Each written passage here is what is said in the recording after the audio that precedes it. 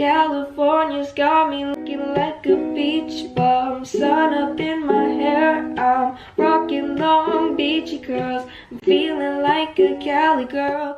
Halo teman-teman, kembali lagi dengan saya Natalia. Dan di video kali ini kita akan membahas studi kasus tentang database. Nah, dari studi kasus yang sudah saya analisis ini, bahwa database itu merupakan ruang memori. Dan database juga dipakai di perusahaan-perusahaan.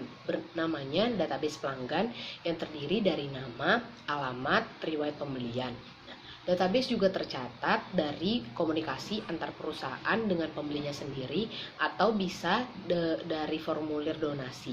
Ada juga formulir aplikasi untuk produk gratis atau kontes, dan ada juga formulir langganan dan formulir aplikasi kredit.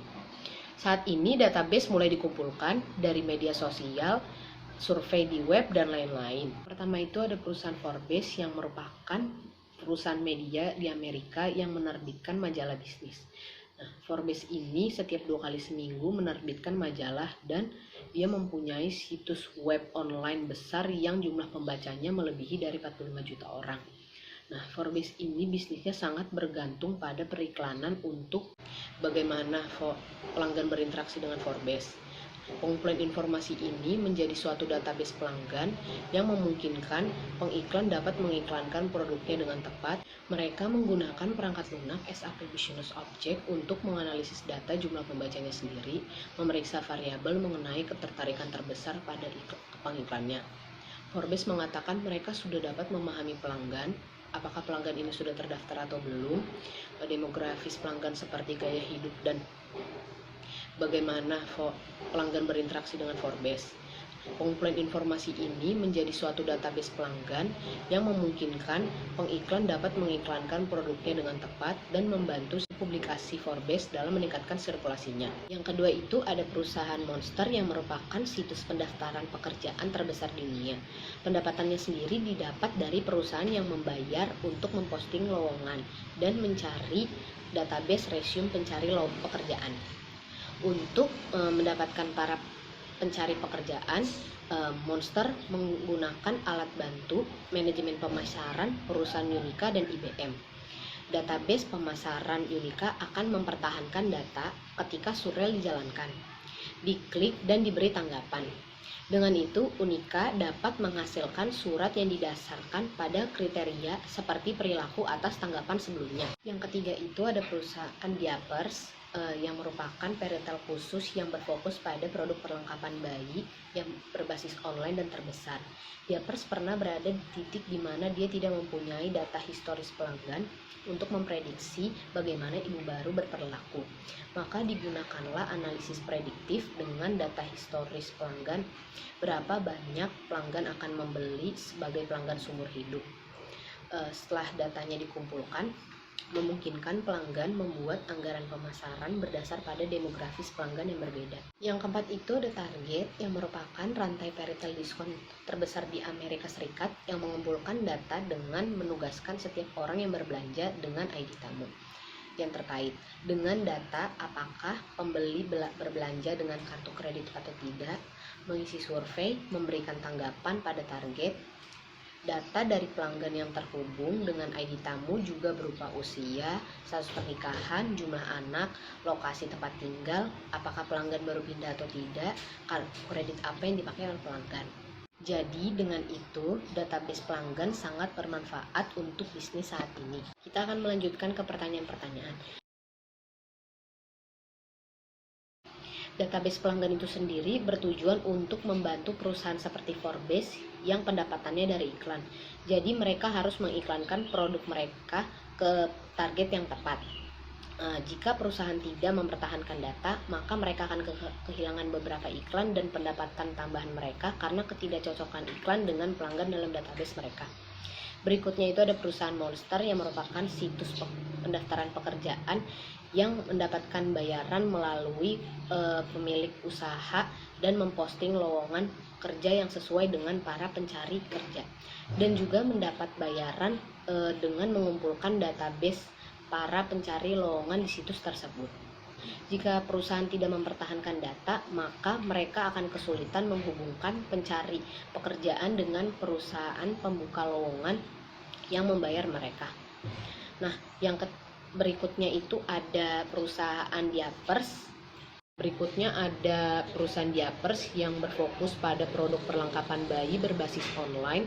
Tentu akan terbantu dengan adanya database pelanggan di mana mereka dapat menentukan anggaran pemasarannya. Bukan dengan hanya itu, mereka dapat memprediksi tindakan dan pengambilan keputusan dari para pembelinya. Nah, jika perusahaan tidak mempertahankan data untuk diapers, tidak begitu mendapatkan dampak yang buruk, karena database pelanggan mereka hanya untuk memutuskan dan mempertahankan suatu pelanggan atau tidaknya. Dan yang terakhir itu ada perusahaan target yang mengumpulkan data pelanggannya dengan ID tamu. ID tamu ini terkait dengan nama, usia, status pernikahan, jumlah anak, kartu kredit apa yang dipakai, lokasi tempat tinggal, apakah baru-baru ini pindah atau tidak. Dengan ini target dapat memprediksi tindakan dan apa saja yang dibeli oleh pelanggan. Jika perusahaan tidak mempertahankan data untuk target, maka mereka akan kesulitan untuk memprediksi tindakan pelanggan dan memutuskan sesuatu untuk menarik pelanggan. Lanjut ke pertanyaan yang kedua. Forbes merupakan perusahaan penerbitan majalah di Amerika yang menggunakan perangkat lunak SAP Business Object untuk menganalisis data jumlah pembacanya sendiri, memeriksa variabel mengenai ketertarikan terbesar kepada para pengiklannya. Dengan data yang dianalisis tersebut, Forbes dapat memahami setiap individu yang berinteraksi dengan mereknya dan membantu pengiklan Forbes untuk menargetkan kampanye iklan mereka dengan lebih tepat, serta membantu publikasi Forbes dalam meningkatkan sirkulasinya.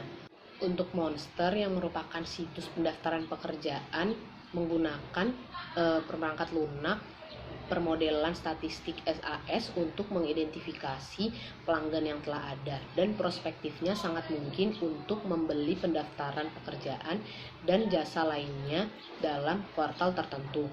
Untuk perusahaan diapers yang dimiliki oleh Amazon menggunakan analisis prediktif lebih dari 5 tahun data historis mengenai pembelanjaan sebagai pelanggan seumur hidup.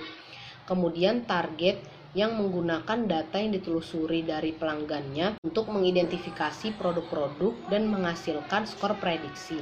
Contohnya itu di perusahaan target. Perusahaan target menggunakan database pelanggan sebagai dasar untuk menghasilkan skor prediksi kehamilan dari masing-masing orang yang berbelanja dan memutuskan untuk tidak mengirimi pelanggan dengan kupon skor prediksi kehamilan mereka hanya untuk keperluan bayi semata, tetapi target berupaya untuk membuat iklan bayi terlihat acak yang memadukan mereka dengan iklan untuk hal lain. Lanjut ke pertanyaan yang ketiga.